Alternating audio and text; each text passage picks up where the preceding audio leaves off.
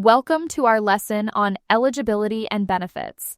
Performing eligibility checks is a key responsibility in this role. Eligibility checks help verify an individual's insurance coverage and benefits before providing services.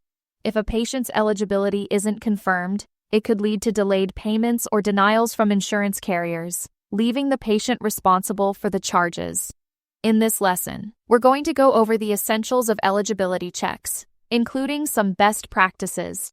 To perform an eligibility check, you need information from the patient's insurance card. This includes the name of the insurance carrier, the name of the insured individual, their identification number, the group number, and contact information for the insurance company.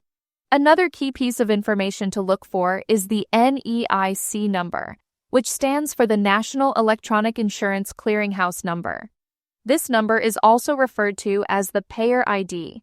The NEIC number helps identify the patient's insurance carrier within the electronic clearinghouse systems and ensures that eligibility checks are routed to the correct payer. You can usually find this number printed on the back of the patient's insurance card or within the practice management system's insurance database. While it's not always required for basic eligibility verification, having it on hand is a best practice for smooth communication with the insurance carrier. Ideally, you should have the physical card. If the patient only has a digital version or a photo, you can still proceed, but having the actual card can help facilitate the process. If the patient doesn't have their card, getting their identification number is the most important first step.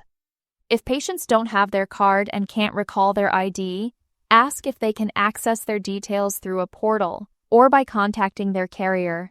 If they still can't provide the information after multiple attempts, you may need to reschedule their appointment.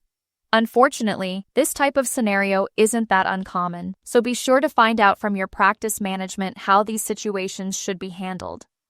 There are several ways to verify a patient's eligibility and benefits. The most common is electronically, using your practice management system, if it includes an eligibility check feature. You can also use online portals like Availity, or you can often directly perform checks using the insurance company's own website. In most situations, though, using your practice's practice management system is the fastest option, since it automatically pulls the information you need once patients are placed on the schedule. While portals like Availity are user-friendly, they often require more manual input.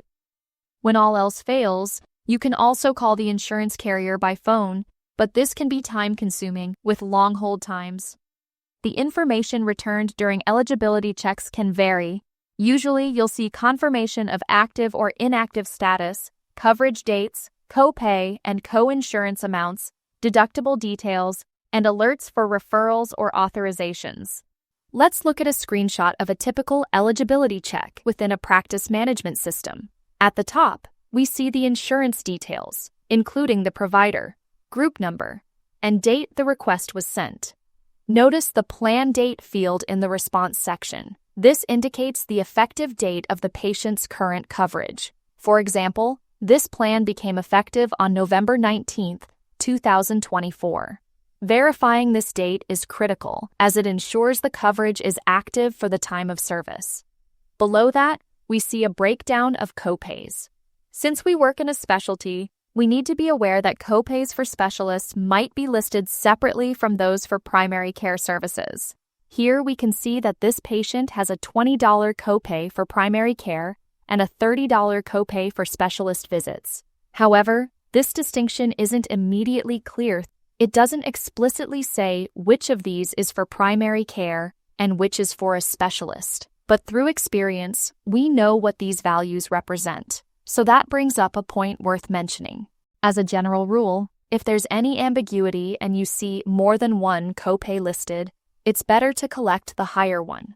While issuing a refund later isn't ideal, it's going to be easier to refund a patient that overpays than it will be to collect payment from a patient who underpaid and whose visit was completed weeks, if not months, prior to you requesting payment. The importance of this next example is what we see here, which is that this patient's coverage is inactive. If inactive coverage is listed, just know that this may be due to the patient's previous plan.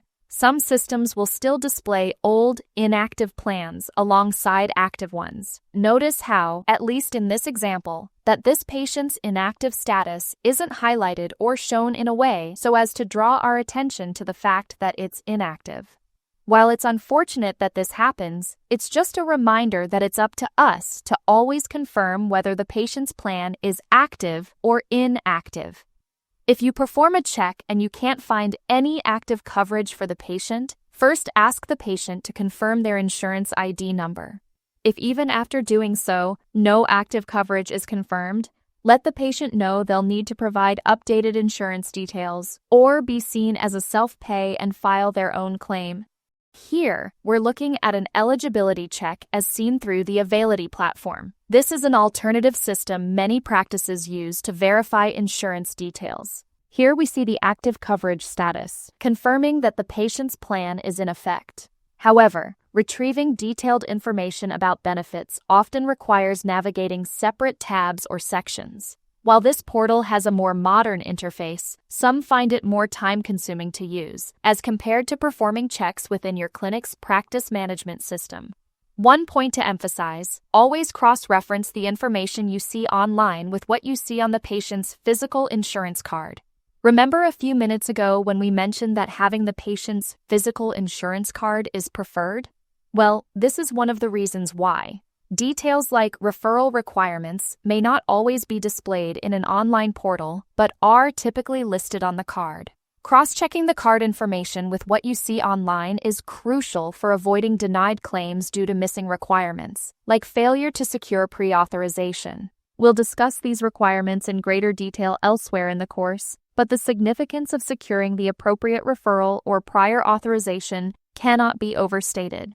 Every dermatology practice has at least a few horror stories from the past in which a patient whose insurance required a referral or prior authorization was seen, yet they overlooked the need to get the referral or prior authorization beforehand, and as a result, the practice was not reimbursed for the visit at all. In some of these situations, we're talking about practices losing out on hundreds, if not thousands of dollars in charges.